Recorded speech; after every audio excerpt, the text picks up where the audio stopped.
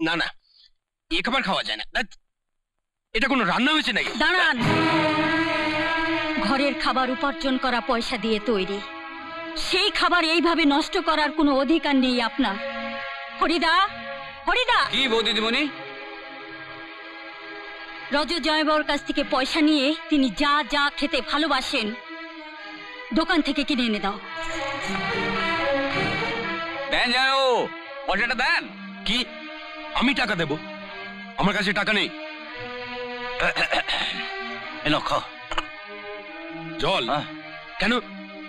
বাড়ি খাবার যখন তুমি খাবে না, দোকান থেকে আনিয়ে যে খাবে, সে টাকাটাও যখন তোমার পকেটে নেই, তখন আজ রাত্রে জলটুকুই তো তোমার ভরসা। এনো খাও।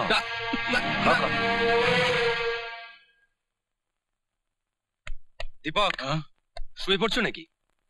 না, কেন? না, বলছিলাম যে তোমাকে একটা ব্যাপারে একটু সাবধান করা দরকার। না মানে, তোমার ঠিক এতটা উদার হওয়ার কোনো মানেই হয় না। আর সপ্তমীকে বর্দার সঙ্গে ঠিক এইভাবে মেলামেশা করতে দেওয়াটা বোধহয় ঠিক হচ্ছে না। সারাদিন তুমি বাড়ি থাকো না, আর বর্দারও বিয়ে হয়নি। তুমি বোধহয় বুঝতে পারছো আমি কি বলতে চাইছি। দীপক, তারও তো একটা চাহিদা আছে নাকি? কথায় আছে না, ঘি আর আগুন পাশাপাশি রাখলে ঘি তো গলবেই। ঠিক ঠিক ঠিক। আবার এই যেমন কেউ যদি সাপের সঙ্গে ঘর করে, মানে তোমার মতন সাপ, সে সাপ তো ছোবল মারবেই। আমি তো কিছু মিথ্যে বলিনি। আপনি তো কোনো কাজটাই ঠিক মতো করলেন না। না করলেন সময় মতো বিয়ে, না রাখছেন সংসারের সম্মান, আর এখন সপ্তমীর সঙ্গেও ঠিকভাবে মেলামেশা করছেন না। কোনো কাজটাই আমি ঠিক সময় না করলেও এই কাজটা আমি ঠিক সময় করব।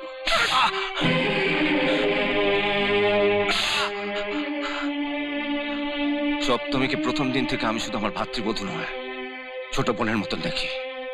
তুমি তোমার স্বার্থ নিয়ে এতই ব্যস্ত ছিলে যে সম্পর্কের কথাটা তোমার চোখে পড়েনি। ওই নোংরা মুখ নিয়ে তুমি যদি ভবিষ্যতে এই মুখ হও, তোমার মুখ আমি ভেঙে দেবো। সোয়াই।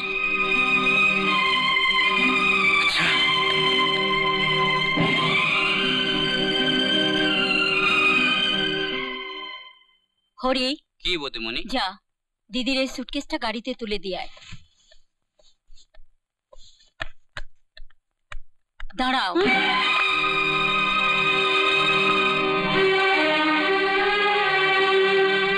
আসার সময় তো তোমার হাতে শুধু একটা সুটকেস ছিল, যাবার সময় এই বাড়তি দুটো ব্যাগ তোমার হাতে দেখলে তোমার শ্বশুর বাড়ির পাড়ার লোকেরা ভাববে কি? তারা বলবে জিনিস আনতে তুমি বোধহয় প্রায় বাপের বাড়ি যাও। তাই বলছিলাম কি, এই দুটো ব্যাগ থাক, পরে আমি হরিকে দিয়ে পাঠিয়ে দেব। সপ্তমী, পরের বার আসার আগে খবর পাঠিয়ে আমি গাড়ি পাঠিয়ে দেব। আমার বাপের বাড়িতে আমি কিভাবে আসবো তা তোমাকে ভাবতে হবে না।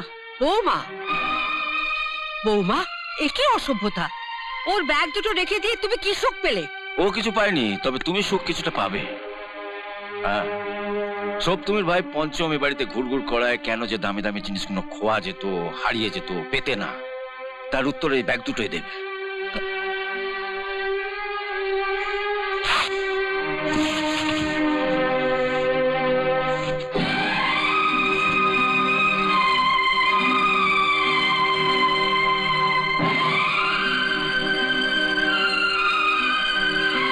দীপা, ভবিষ্যতে এই বাড়িতে ঢোকার আগে তোর ঠিক কি কি জিনিসের প্রয়োজন আমায় জানিয়ে রাখিস, আমি সব কিনে রেখে দেবো, যাতে ভবিষ্যতে চুরি করে নয়, মাথা উঁচু করে বাড়ি থেকে বেরোতে পারিস।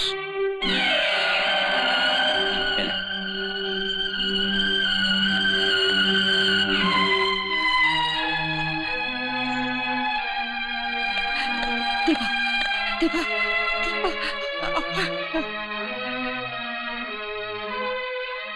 চক্রান্ত, এই সব তোমাদের চক্রান্ত। আমি কিছু বুঝি না ভেবেছ না? ঠিক আছে, ঠিক আছে, আজ আসুক দীপক বাড়িতে, হয় তুমি থাকবে নয়তো আমি থাকবো এই বাড়িতে।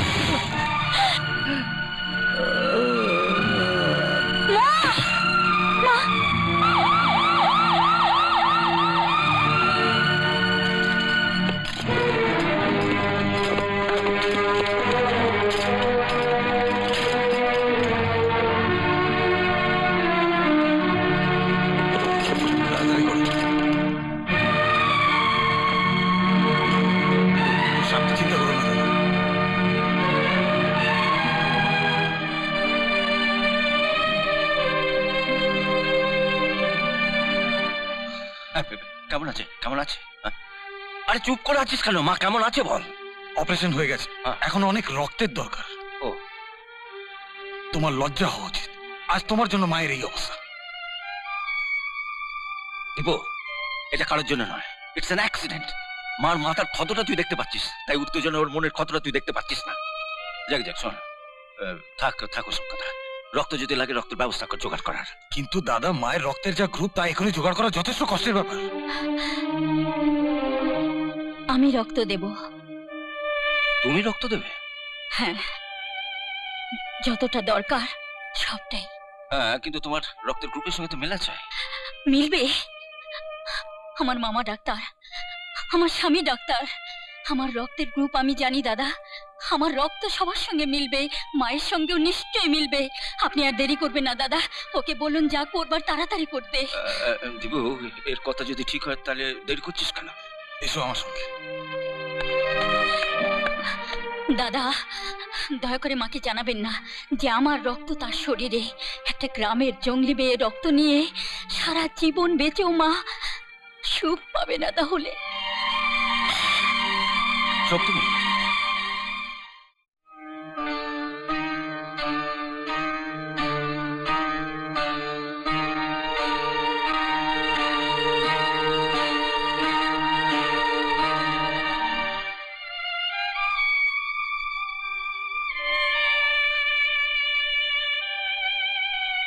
মা,